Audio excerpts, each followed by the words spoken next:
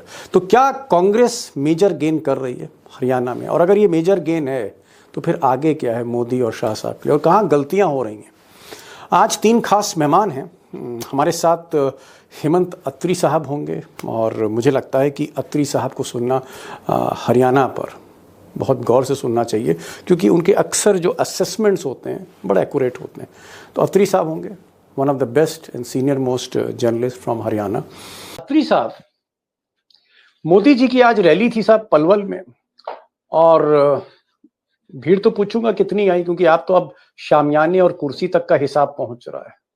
मोदी ने क्या बोला क्या नहीं बोला, मंच पे कौन थे, आपकी आंखें तो अब कुर्सियां भी पड़ने लगी साहब, आप तो शामियाने नापने लगे हैं। मैं एक तो जानना चाहूंगा कि वो तो आप बताएंगे कि आज की भीड़ का रिस्पांस क्या था, भीड़ कितनी थी।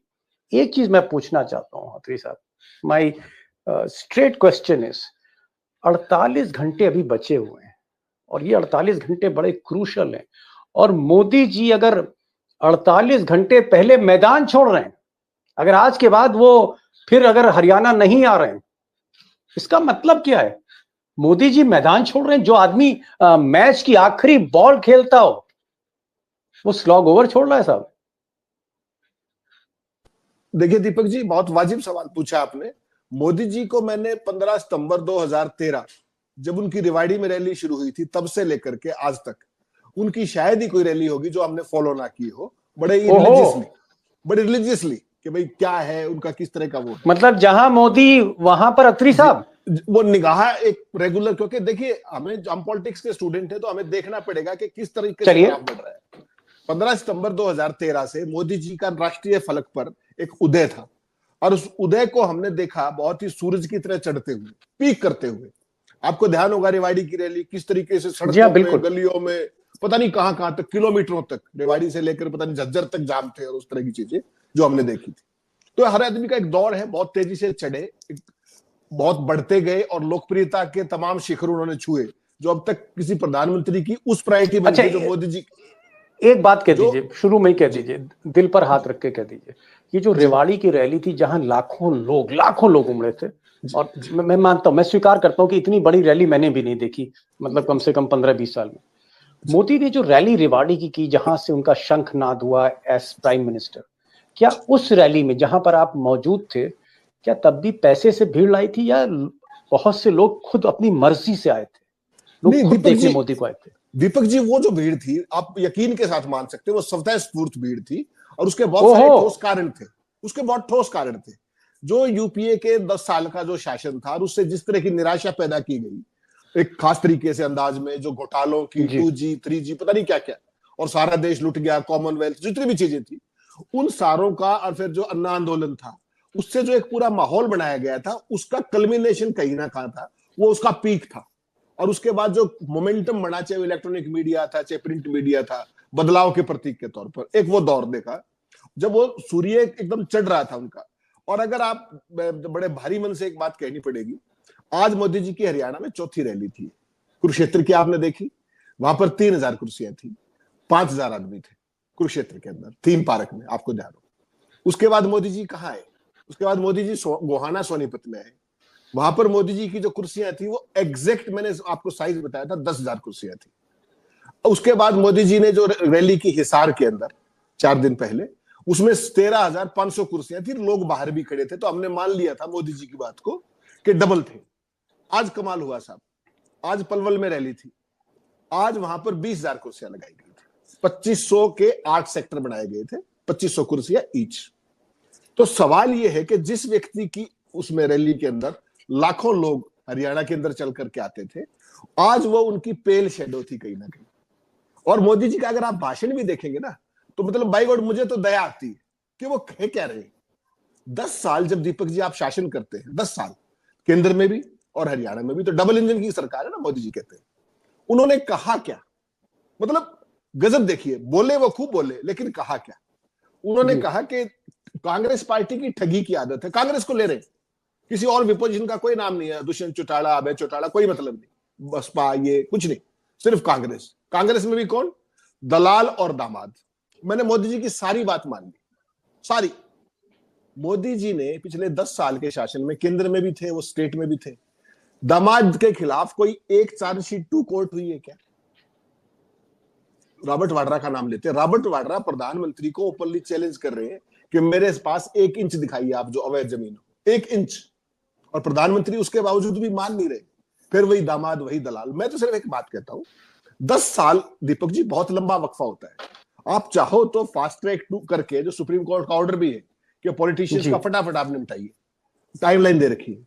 क्या मोदी जी ने 10 साल के अंदर केंद्र में या हरियाणा में एक सिंगल व्यक्ति, पॉलिटिकल व्यक्ति, चाहे 2G स्कैम हो, चाहे कॉमनवेल्थ स्कैम हो, चाहे कोल स्कैम हो, किसी एक व्यक्ति की चार्जशीट फाइल हुई क्या? किसी की सजा हुई क्या? फिर किस बेसिस पे वो कहते हैं? दूसरी बात दीपक जी, मोदी जी जो कुछ भी कहते हैं उसको छोड़ दीजिए आप। जब आप 10 साल शासन करते हैं तो आप अपनी अचीवमेंट्स तो बताएंगे या नहीं बताएंगे? हमने ये किया, हमने एक शब्द बताया उन्होंने? उस पूरा समय उनका किस चीज में लगता है? कांग्रेस दलित विरोधी है, कांग्रेस ये करेगी, किसानों का ये कर दिया। आपने बताया कि जवानों को अग्निवीर किसने बनाया? किसी ने बताया कि किसानों को 378 दिन दिल्ली के बॉर्डर पे किसने बिठाया? आप कह रहे हैं अत्री साहब कि 10 साल में मोदी जी ने कुछ नहीं। अरे भाई, हरियाणा को खट्टर दिया, एक नायब नेता दिया, और क्या चाहते हैं आप? खट्टर जैसा एक आदमी दिया, नहीं दिया, ईमानदार। तो हरियाणा उसका प्रतिफल दे रहा है, मोदी जी को उसका प्रतिफल दे रहा है ना। चलिए, अत्री साहब the king of Haryana journalism कह रहे हैं कि साहब एक बड़ा अजीबोगरीब एक्सपेरिमेंट मोदी जी ने किया मनोहर लाल खट्टर के तौर पे, और मनोहर लाल खट्टर का जो एक्सपेरिमेंट था बड़ा रिस्की था, और ये एक्सपेरिमेंट फेल हो गया। इतना फेल हुआ कि उस एक्सपेरिमेंट के साथ मोदी जी खुद फेल हो रहे हैं। आज की तारीख में भीड़ नहीं आ रही है, और 48 घंटे पहले मोदी को कैंपेन खत्म करना पड़ा है। मेरे ख्याल हिंदुस्तान में पिछले 10 सालों में जितने भी क्रूशल इलेक्शंस हुए, ये पहला इलेक्शन है जहां मोदी लास्ट ओवर नहीं खेल रहे हैं। वो आदमी जो लास्ट ओवर की लास्ट बॉल खेलता था 48 घंटे पहले मैदान छोड़। लेकिन एक चीज मैं अत्री साहब जरूर पूछूंगा कि भाई, चाणक्य हो या मोदी जी हो या नायब सिंह सैनी हो, जो बीजेपी की टॉप लीडरशिप है, मैं देख रहा हूं कि पिछले 24 घंटे में मुझे 2 डेवलपमेंट दिख रहे हैं। एनफोर्समेंट डायरेक्टरेट, वो उसकी एंट्री हो रही है हरियाणा में। कांग्रेस का एक मजबूत उम्मीदवार भूपेंद्र हुड्डा का आदमी, उसके यहाँ छापा मार दिया। हो सकता है कल को भूपेंद्र हुड्डा तक पहुंच जाए। और दूसरी तरफ राम रहीम अच्छा खासा जेल में थे, जेल के दरवाजे खोल के बाहर ला रहे हैं। एक बदनाम आदमी जिसके ऊपर कत्ल के और इस तरह के संगीन इल्जाम हो, सजा मिल चुकी हो, उम्र कैद हो चुकी। भाई, उम्र कैद वाले आदमी को ला रहे हो, और वो आदमी जिसने तमाम महिलाओं की, बेटियों की अस्मत लूटी हो। एक नहीं, दो नहीं, 17 18 लड़कियां आश्रम में, और उस पर जांच हो चुकी हो, सजा मिल चुकी हो। ऐसे आदमी को बाहर लाना, ये क्या मती मारी गई है? What is happening with BJP sir? क्या हो रहा है? दीपक जी, इसको कहते हैं डूबते को तिनके का सहारा, और शर्मनिरपेक्ष शासन की इंतहा। इतनी शर्मनिरपेक्षता साहब तिनका नहीं है, मुझे तो वो माचिस की तीली लग रहे हैं। मतलब मैं कल्पना कर सकते हैं आप कि ऐसे व्यक्ति का, जिसका आपको नाम लेने में भी घिन आती हो, जिस तरीके के आरोप है, उसके जरिए आप सत्ता पाना चाहते हैं। और कौन से, ये वही व्यक्ति है जिसकी शिकायत आपको ध्यान होगा आप तो। अच्छा, एक ही बताइए, एक चीज, एक अत्री साहब, आप तो आपकी जो एल्बम है उसमें तो सारी सबके साथ फोटो है। राजीव गांधी की भी फोटो है उसमें, नरेंद्र तिवारी की फोटो, नरसिम्हा राव की फोटो है। क्या, एक ईमानदारी से बताइएगा, क्या आप बाबा राम रहीम के साथ सेल्फी खिंचाना चाहेंगे? मैं तो जीवन में शक्ल भी नहीं देखना चाहूंगा तो सेल्फी। तो फिर ऐसे आदमी को क्यों आप ला रहे हो? ऐसे आदमी को आप क्यों चुनाव में उतार रहे हो? ये चुनाव में नहीं उतार रहे, ये पर्दे के पीछे के जो खेल होते हैं, ये उसका एक वो है। इनको ये लगता है बेसिकली, तो ये बैंकरप्ट सोच है, जो दिवालिया सोच हो जाती है ना, कि जब आपके पास कुछ बचे ही ना बेचने के लिए। जब मोदी जी और शाह घर बैठ गए तो बाबा राम रहीम क्या कर लेगा, मुझे बताइए आप। तो समस्या क्या है? समस्या है कि इनके पास विकल्प नहीं बचे। अब ये केवल जुगाड़ की राजनीति कर रहे हैं पिछले 3 दिन से। मैंने आपको पहले भी कहा, वो जुगाड़ की राजनीति क्या क्या है। देखिए, एक बार कल्पना कीजिए, ये जो अपने मोदी जी आए, शाह आए, किसी ने अभय चौटाला का नाम लिया, किसी ने दुष्यंत का नाम लिया, किसी और का नाम लिया? कर क्या रहे हैं कि किसी तरीके से कांग्रेस पार्टी की सीटें कम हो जाए। इस पर हमने चर्चा भी की थी अलग से। और अब जब वो काम भी नहीं हुआ, निर्दलियों को भी सपोर्ट कर दिया, वो भी बात नहीं बनी। सब तरीके के प्रचार कर लिए, वो भी नहीं हुआ। जाट बनाम दलित करने की कोशिश की शैलजा के नाम पर, वो भी नहीं हुआ। मुझे अब एक चीज ये बताइए अत्री साहब, ऐसा कोई जिला नहीं और जिले के अंदर ऐसी कोई कंस्टिट्यूंसी नहीं असेंबली की जिससे लाइव वायर आपकी ना जुड़ी हो। सारी हॉटलाइन जुड़ी हैं, मैं समझ रहा हूँ, 90 हॉटलाइंस हैं इस वक्त आपके साथ। मुझे ये बताइए कि, और बड़ा स्पेसिफिक क्वेश्चन है, चीफ मिनिस्टर नायब सिंह सैनी, उसके बाद डिप्टी चीफ मिनिस्टर रहे दुष्यंत सिंह चौटाला नंबर 2, और बाकी जो बड़े बड़े मंत्री हैं, कैबिनेट मिनिस्टर, कितने मंत्री, एक मुख्यमंत्री और डिप्टी चीफ मिनिस्टर, कितने लोग इसमें से जीत रहे हैं, कितने हार रहे हैं ईमानदारी से?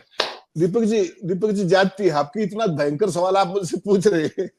आप एक बार आप नायब सिंह सैनी साहब से पूछ लीजिए उनकी क्या स्थिति है।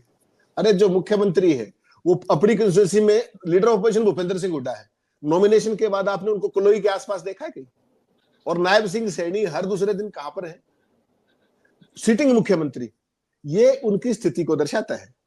केवल मतलब अपनी कंस्टिट्यूंसी से बाहर नहीं निकल पा रहे मुख्यमंत्री, फंस के खड़े हो गए, और जहां जाते हैं वहां 1400 की भीड़। चलिए, मुख्यमंत्री आप बता रहे हैं मुख्यमंत्री अपने ही क्षेत्र में फंस गया है, तो जरा फिर उप मुख्यमंत्री भी बता दीजिए, दुष्यंत चौटाला साहब का क्या हाल है? मैंने आपको कहा था अगर वो जमानत बचा लेंगे तो मैं उनको फोन करके बधाई दूंगा, जीत की बात नहीं। जमानत बचा लेंगे तो आप बधाई देंगे? जी, आपके सामने फोन करके। उसके बाद आपके बचते हैं जो बड़े, अच्छा, मेरे सामने फोन करेंगे? जी ऑब्वियसली। उसके बाद जो है जो सबसे बड़े दिग्गज पार्टी के उनको गिनते जाइए आप उंगलियों पर। रामविलास शर्मा की तो पेंशन करी थी फॉर ऑल टाइम्स, उनका तो काम कर दिया। अब अनिल विज की बात सुन लीजिए। मुख्यमंत्री बनने के सपने देख रहे हैं, कह रहे कि मेरा भी नंबर आना चाहिए, मैं तो बहुत सीनियर हूं। अगर वो सीट निकाल जाए बहुत बड़ा अचंबा होगा। सितरा सरवारा निर्दलीय कैंडिडेट, उनको पसीने ला रखे हैं, ठीक। उसके बाद बड़े नामों की बात कर रहा हूं, अभिमन्यु, कैप्टन अभिमन्यु हरियाणा के रिचेस्ट कैंडिडेट है, सावित्री जिंदल से भी रिच है वो, जो आज मैं उनके फिगर्स देख रहा था। अभिमन्यु बहुत बुरे तरीके से फंसे हुए हैं। जो हाल तक अध्यक्ष थे ओम प्रकाश धनखड़, उनकी हालत बादली में जाके देख लीजिए, ठीक है। जो सिटिंग मंत्री है हिसार में गुप्ता, कमल गुप्ता, उनकी जमानत बचनी मुश्किल है। तो आप गिनते जाइए, लिस्ट उठाइए। और रणजीत सिंह जो सीनियर मोस्ट मंत्री थे, उनकी हालत देख लीजिए। एक बबली साहब का बड़ा बबल था, कैबिनेट मिनिस्टर मिस्टर बबली साहब का बबल जो है वहां के किसान निकालने पे लगे हुए भूखे पैसे, सुबह से शाम तक रोज विरोध कर देते। जेपी दलाल क्या कह रहे थे आपको याद है? भूल गए होंगे आप। जेपी दलाल ने कहा पहली बात तो हम सरकार नहीं बनने देंगे, और बन गई तो हमारे दिल्ली में 2 ऐसे बैठे हैं वो चलने नहीं देंगे। तो उनकी बात को हरियाणा के लोगों ने चुनौती ले लिया, और उन्होंने कहा कि तुम इस हालत में नहीं रहोगे कि सरकार बनाना तो सोचो, सरकार बनाने की सोच भी सको। तो वहां पर ला करके जनता वहां पर इनको खड़ा कर रही है। जितने बड़बोले थे, जितने अहंकारी थे, आज गजब देखिए आप, सारी बात छोड़िए। भजन लाल के बेटे कुलदीप बिश्नोई कितने महान नेता मानते हैं आपको पता है? कल उनकी वो देखी थी आपने? कुर्सियों पे सामने एक भी व्यक्ति नहीं बैठा, सारी कुर्सियां खाली है, और माला पहन के खड़े हुए 4 आदमियों के साथ। 50 कुर्सी खाली पड़ी है, एक भी आदमी नहीं बैठा। तो ये भारतीय जनता पार्टी में जब कुलदीप बिश्नोई के साथ हो सकता है, तो बाकियों की सोचिए आप। हकीकत ये है दीपक जी, देखिए एक बेसिक एक लाइन में इसको अगर निपटाएंगे ना, हरियाणा के अंदर जाट राजनीति मुख्य तौर पे चलती आई है, इसमें कोई शक नहीं है पिछले कुछ दशकों से। आज हरियाणा में स्थिति है कि भारतीय जनता पार्टी की टिकट पर जो भी जाट कैंडिडेट खड़ा है, बहुत खड़े, 1.5 दर्जन से ऊपर खड़े, जो भी जाट कैंडिडेट खड़ा है उसको जनता जाट नहीं मानती। जो जाट है वो उसको जाट नहीं मानते, क्योंकि वो बीजेपी का है। और जो नॉन जाट है उन सब के लिए वो जाट है, तो वो बेचारे को ना अपने मिले ना दूसरे मिले, तो सारे के सारे कष्ट में है। भाजपा का असली मर्म ये है, भाजपा ने हरियाणा में जाटों के साथ वही हाल करने की कोशिश की जो यूपी में हिंदू बनाम डैश करते हैं, जो कई महाराष्ट्र में करते हैं। वो खेल हरियाणा में आत्मघाती साबित हो रहा है। किसी भी मंत्री को अत्री साहब ने 5 नंबर 10 में नहीं दिए, सबकी नाव डूबती नजर आ रही है। इसलिए पास फिर फाइनल स्टेटमेंट में अत्री साहब से एक छोटा सा स्टेटमेंट ले रहा हूं। अत्री साहब, चलिए ठीक है, अत्री साहब एक चीज बोल दीजिए, फिर ये बताइए कि क्या हम इसको मान लें कि एक भी मंत्री जीतने वाला नहीं है? मैं उसके बाद लखेड़ा साहब के पास आऊंगा जी। एक भी मंत्री नहीं जीतेगा? दीपक जी, जो परिस्थितियां हैं ग्राउंड पे, वो दिक्कत क्या है कि जिनके पल्ले कुछ था वो मंत्री ही थे, और मंत्रियों के पल्ले कुछ मनोहर लाल जी ने नहीं छोड़ा। हरियाणा में सिस्टम ऐसा कर दिया कि मनोहर लाल और उनके एडवाइजर्स सारी सत्ता को संचालन वो कर रहे थे। किसी मंत्री के पल्ले कुछ नहीं था। उनके पल्ले था तो क्या था कि मेरी तो चलती नहीं, मेरे तो बस का नहीं है। मतलब एक चपड़ासी की बदली भी जब मंत्री, हरियाणा में देखिए दो ही चीजें होती, नंबर एक बदली, नंबर दो नौकरी। वो किसी के पल्ले मनोहर लाल ने नहीं छोड़ी, जो कुछ था उनका सचिवालय। तो ऐसी सूरत में किसी से भी मंत्री से ये उम्मीद करना, ये मुझे लगता है बहुत ज्यादा है। हकीकत में क्या है, आज की तारीख में भारतीय जनता पार्टी का कोई बड़े से बड़ा नेता गारंटी के साथ ये नहीं गिनवा सकता कि मेरी ये 4 सीट आ रही है, 4। और जो कल लाडवा के अंदर जो राहुल गांधी कह के गए ना कि देखिए ये खड़े हैं हमारे कैंडिडेट, ये हराएंगे नायब सिंह सैनी को, उसका मतलब समझ लीजिए आप क्या है। उसके बाद पूरी भारतीय जनता पार्टी के लिए फेस सेविंग मुश्किल हो गई कि जाए तो अगर मुख्यमंत्री का चेहरा हार गया तो ये तो पुष्कर धामी वाली स्थिति हो जाएगी। वो अलग बात है कि मोदी जी का सैडिस्टिक प्लेजर और वो सारी चीजें, लेकिन दीपक जी आज की तारीख में हकीकत अगर आप देखेंगे ना, नरेंद्र मोदी वैसे 48 घंटे पहले ग्राउंड छोड़ के नहीं जाते, माफ कीजिएगा। अभी तक उन्होंने जो छवि ऑर्केस्ट की थी ना, पूरी की पूरी जो मार्केटिंग जो की थी उनकी छवि की, 56 इंच का सीना कब काम आएगा एक स्टेट के अंदर? 10 साल से आपकी ट्रबल इंजन की सरकार जी। ट्रबल इंजन कहता हूं, डबल इंजन नहीं है, ट्रबल इंजन है। मनोहर लाल मोदी की सबसे बड़ी ट्रबल साबित होंगे आने वाले टाइम में। और एक बात और याद रखिए, जो ये गुजरात मॉडल है, इसका उभार हरियाणा से शुरू हुआ था मोदी की पहली रैली से, और उसका पहला प्रयोग मनोहर लाल थे मुख्यमंत्री के तौर पे। गारंटी के साथ मानिए इस गुजरात मॉडल को ध्वस्त होने का कार्यक्रम भी इसी चुनाव से हरियाणा से होने जा रहा है। एक बार परिणाम आने दीजिए। Okay, got it. Gujarat model की शुरुआत मोदी ने गुजरात के बाहर हरियाणा से की और यहीं से विदाई गुजरात मॉडल की हो रही है। अत्री साहब आप आए और बहुत बहुत शुक्रिया। आपको कहीं आगे लगता है सफर में जाना